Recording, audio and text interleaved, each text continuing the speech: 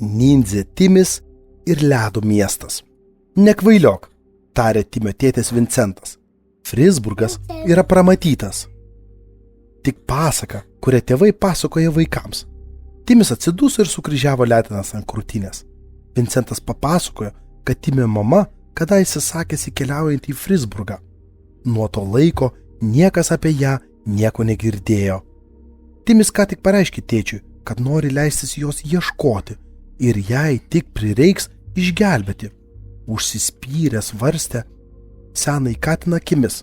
Burnai išdžiuvo, širdis apšalo. Daugiau net nebesinorėjo apie tai kalbėti. Jiedu su Vincentu sėdėjo prie nediduko stalo bičiulės Matildos kepykloje. Buvo jauku ir šilta, kvepėjo bandelėmis ir cinamonu. Pro didžiulį langą Timis matė, kaip dieną keičia šiltas vakaras. Matilda strikinėjo nuo stalo prie stalo, degiodama žibalinės lempas. Net jei tas Frisburgas tikrai egzistuoja, tęsė Vincentas nepaisydamas priekaištingo sūnaus žvilgsnio. Miestas nukaltas iš ledo. Elisandrijos mokslininkai jau tikrai būtų jį radę. O tada grįžę ir viską mums papasakoja. Vincentas lėtai papurtė galvą. Tavo mama buvo nuotykių ieškotoja. Niekas negalėdavo jos perkalbėti. Leistis paskui ją, bandyti surasti po šitiekio daugelio metų beprasmiška. O jei būtų grįžusi čionai, jau būtų apsireiškusi, gal būtų davusi, kokį nors ženklą, kad yra gyva. Katinas įdėmiai supratingai pažvelgė į Timį, tarytum norėdamas išlyginti raukšles, susimetusią sūnui ant kaktos. Man labai gaila, vaikeli, bet tavo mamos nebėra. Nedaryk tos pačios klaidos, kokią padariau aš. Vincentas nusišluostė gritinėlio nuo kailiuko aplink nosį. Akis sušvelnėjo. Vokai apsunko, jis vos laikėsi atsimerkęs. Nebuvo baisiai išvargęs, tik persivalgęs. Visą gyvenimą pragyveno gatvėje, nežinodamas, kada gaus ko užkrimsti, o dabar šlamštė už visus tuos alkanus metus. Mėlynasis kiškis, mechaninis žaislas, kadaise buvęs blogas, dabar perprogramuotas ruošti desertus ir kepti pyragus, neseniai tapęs vyresniuoju kepėjų Matildos tėvų kepykloje. Patenkintas nusišypsojo Vincentui ir grįžo pro darbą. Timio tėtis tiesiog alpo nuo kiškio naujausio šedevro, tai yra pistacijų torto su vanilinė grietinėlė, storai apkepto marcipano glajumi. Senasis katinas sukirto 4 gabalą ir patenkintas atsilošė krėsle. Bet Timis nė nemanė taip lengvai pasiduoti. Visą popietę prašinėjo Vincento papasakoti apie mamą. Jos vardas Jazmina, porino Vincentas. Protinga, atkaklis moteris, manė esanti nemirtinga. Žinai, mes katinai juk turime 9 gyvybės, bet aš tau sakau, Jazmina turbūt turėjo jų 19. Tik bėda ta, kad per greitai visas jas išnaudojo. Neįsivaizduoju, kaip tokia tapo. Jos artimieji man atrodė paprasčiausi turtingi snobai, bet Jazminai nerūpėjo pinigai. Timis sužinojo, kad Jazmina buvo visai kitokia nei jos prabangaus rajono gyventojai. Nesirengdavo šilkais, aksomais, kaip visi kiti. Pirmai progai pasitaikius, lėkdavo pasivažinėti dviračių po miestą. Ieškodavo dar netrastų, neištyrinėtų gatvelių. Sykį, važiuodamas skersgatviu už Fazorijaus koncertų rūmų, Jazmina prasidūrė dviračio padangą. Tiesiai priešais Vincento skardinę pašiūrę. Jis padėjo jai sutaisyti dviratį. Atsidėkodama Jazmina nusivedė Vincentą į restoraną. Jam tai buvo išvis pirmas kartas gyvenime. Jazmina juokėsi iš visų jo pokštų ir susižavėjusi klausėsi, kaip jis groja lūpinę armonokėlę. Jiedu ėmė susitikinėti, bet draugystė truko neilgai. Vos po poros mėnesių Jazmina staiga dingo. Kodėl? Paklausė Timis. Tai kad nežinau, atsakė Vincentas, nudūręs akis į stalą. Po kurio laiko Vincentas išvydo Jazminos vardą laikraštyje. Ji savanoriškai prisidėjo prie ekspedicijos, kuri leidosi tyrinėti Baltėjos. O Baltėja tai sala toli šiaurėje, už tundros, kitoje geležies jūros pusėje. Kai kurie vadina ją šiaurės ašigaliu, nes tai pati šiauriausia vieta žemėje. Pasak straipsnio laikraštyje, visą salą dengia balta vata vadinama sniegu, o daugiau apie Baltėją niekas nieko nežino. Daugeliu žemėlapių ji net nepažymėta, bet sakoma, kad ten stūkso tas garsusis, paslaptingasis ledo miestas Frisburgas. Jis minimas senose knygose archeologų atrastose prieš 100 metų. Jos parašytos keista senovinė kalba ir vietėjai nesutarė, kaip jas išversti į alesandrų kalbą. Tačiau kai ką vis dėlto pavyko išversti. Tai buvo rašoma. Ten buvo rašoma, kad Frisburge žėri rūmai su aukštais bokštais ir arkiniais tiltais, viskas iškalta iš perregimo ledo luitų. Įmantrios skulptūros stūksa vidiniuose kiemuose, aukšti pastatai, inžinierių ir projektuotojų šedevrai stiebėsi iki pat debesų. Bet dauguma mokslininkų vieningai teigia, kad tose knygose surašytos pasakos. Niekas negalėtų gyventi ten, kur šitaip šalta, o ir jos pačios dėja seniausiai kažkur pradingo. Kad ir kaip neįtikėtina, jog Frisburgas egzistuoja, Timis vis tiek troško leistis ieškoti mamos. O jei tas miestas tikrai yra ten?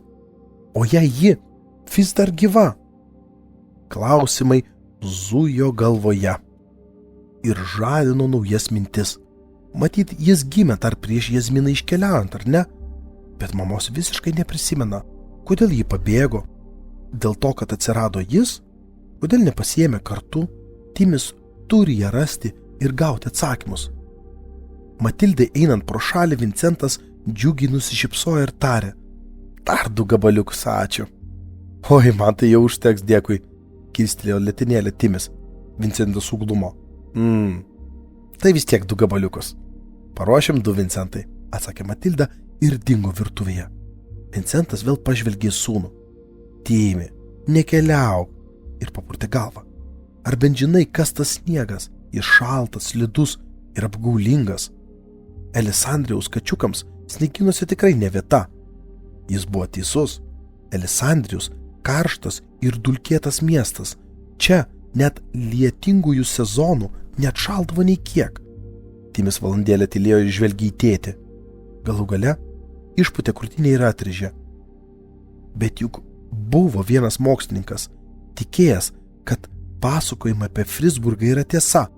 Molė senelis jaunystėje tyrinėjo šiaurės tyrlaukius ir savo knygoje rašė, kadaise sutikęs vyruką, kuris pažinojo kažką, kas buvo girdėjęs gandus, jog miestas egzistuoja. Timio draugė Laputė Molė buvo archeologė.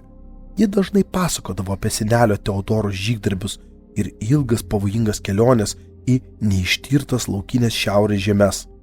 Teodoras apie savo nuotykius parašė knygą ir pats iliustravo. Pats Baltėjoje žinoma nebuvo apsilankęs, bet tie gandai, jų ganduose, kuriuos žmonės kartoja iš kartos į kartą, turi būti bent krislas tiesos. Privalau pabandyti, tarė jis, akimis gręždamas stalą. Ji juk mano mama. Vincentas giliai įkvėpė ir vėl susmuko.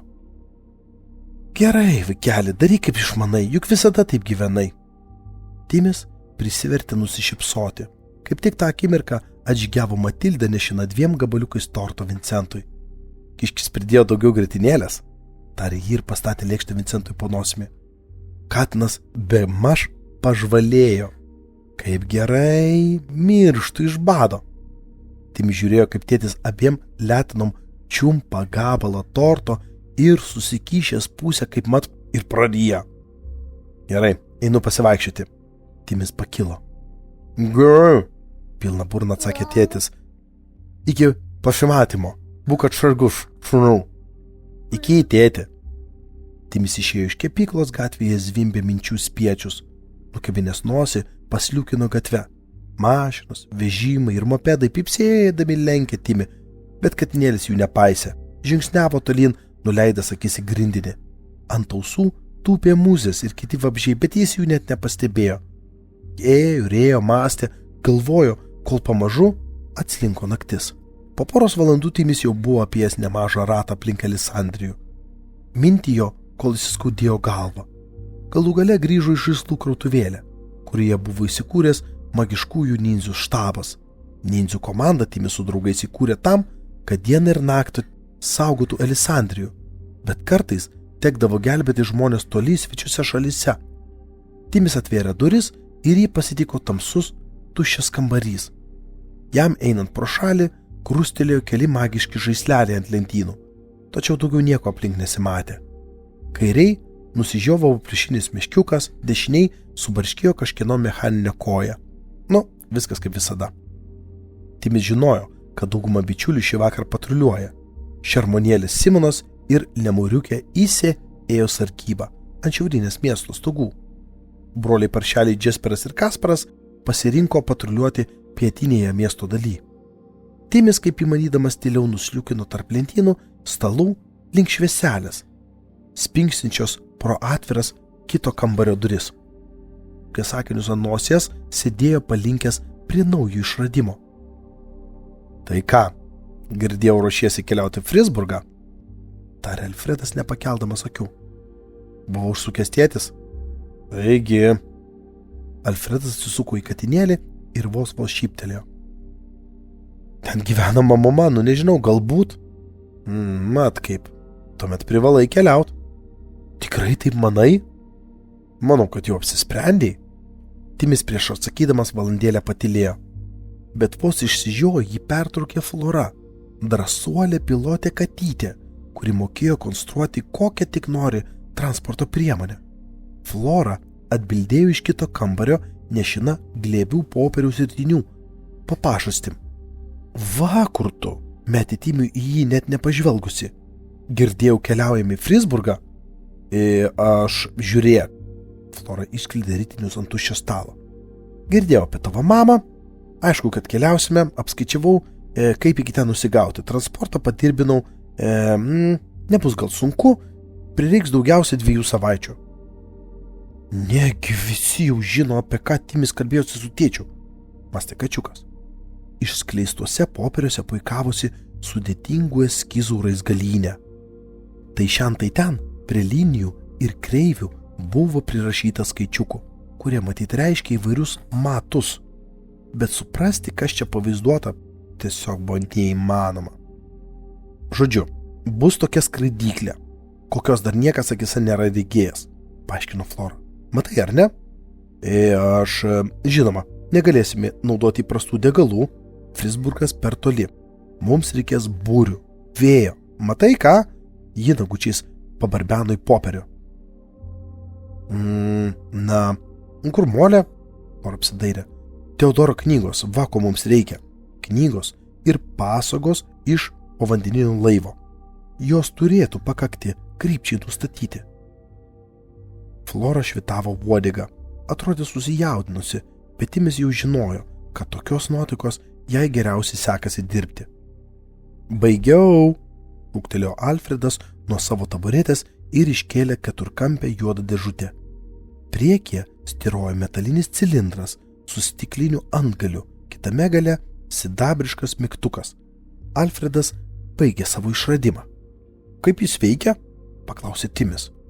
Nespėjus Alfredui atsakyti, visai prie pat jų girkštelėjo ir atsivėrė stalčius. Čia vienas peliukas bando miegoti, jei nežinot, subarbėjo užsimiegojęs balselis. Ko čia rėkaujat? Iš stalčiaus išlindo senas, kaip pasaulis peliukas Imanuelis. Jis kadaise parašė pradžios pergamentą, kuris per stebuklą pavirto tikrovę ir įžiebė pasaulyje gyvybę. Bet Imanuelis visą tai seniausiai pamiršo, bent jau ar pats taip sako. Imanuelis pastaruoju metu ėmė miegoti įrankių spintos stalčiuje, kad niekieno netrukdomas galėtų išparpti visą naktį. O tai žaislų krastuvėlėje visai nepaprasta. Pasirąžė, ištiesęs nosį į lubas, ištiesė lėtinėlės ir cypiai nusižiovavo. Kažkas minėjo Frisburgą, toliau kalbėjo Imanuelis, vilkdamas mažytį šilkinį halatą. Nepaprasta vieta. Esi ten buvęs? Išpūtė akis Timis. Vadinasi, tas miestas egzistuoja. Ne, pats tai nebuvau, bet prieš 833 metus girdėjau apie jį kalbant. Gal prieš 834. Retai leisdavausi į pačią šiaurę, man ten per šalta. Imanuelis išsitėsė ir susiglostė ūsus. Bet sakoma, kad tas miestas nepaprastas, jis stebuklingas. Bokštai stiebėsi iki dangaus, aukščiausi už aukščiausius, Elisandrijos dangoraižius. Bet, kiek pamenu, tas, kas skleidė šitos gandus, sakė, kad maistas ten nekoks. Šaldytas šis, šaldytas tas. Betgi negali viskas būti idealu, ar ne? Sakoma, kad ten baisiai pavojinga. Temperatūra tokia žema, taip šalta, kad uodega linksta, o įkvėpęs oro gali iš vidaus suledyti. Sako, keliauti ten tikriausia savižudybė. Timį nusviro Letinas. Gal tai tikrai kvaila mintis, kaip sakė tėtis? Net jei tas miestas išties egzistuoja. Timis tikrai nenorėjo užtraukti savo draugams mirtino pavojaus. Bet būtų puikus nuotykis, sušuko Flora. Man žiauriai patinka leistis į pavojus, noriu keliauti.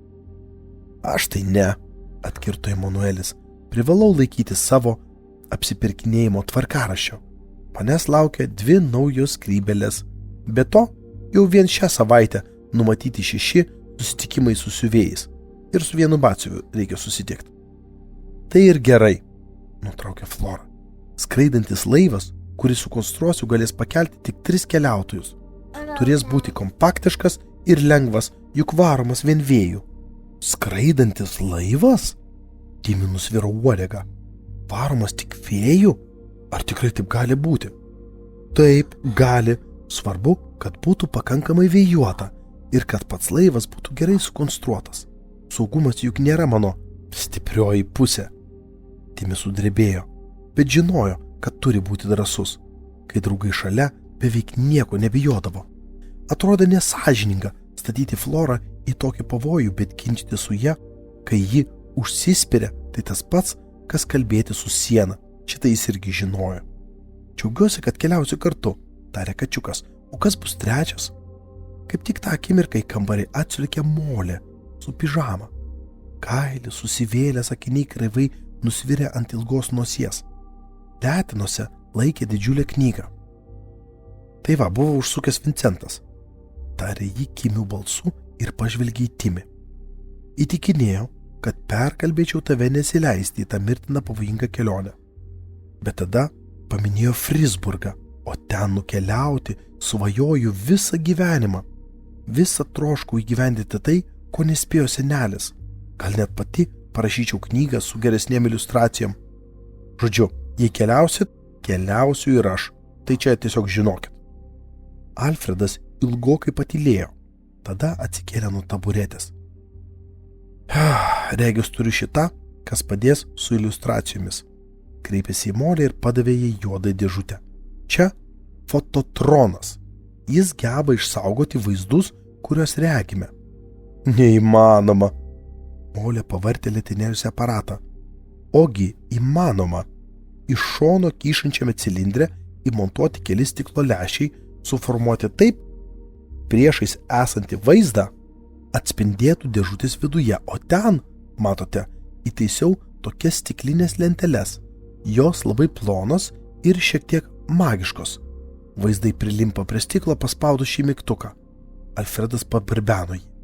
Pasiimk šį fototroną, tarė Molė, ir užbaig, ką pradėjo senelis. Molė laiminga plačiai išsišiepė. Fototronas, sumurmėjo ji, tarsi norėdama pajusti žodžio skonį. Ačiū, Alfredai. Nėra už ką. Taip ir nusprendė. Florai reikėjo 2 savaičių skraidančiam laivui sukonstruoti.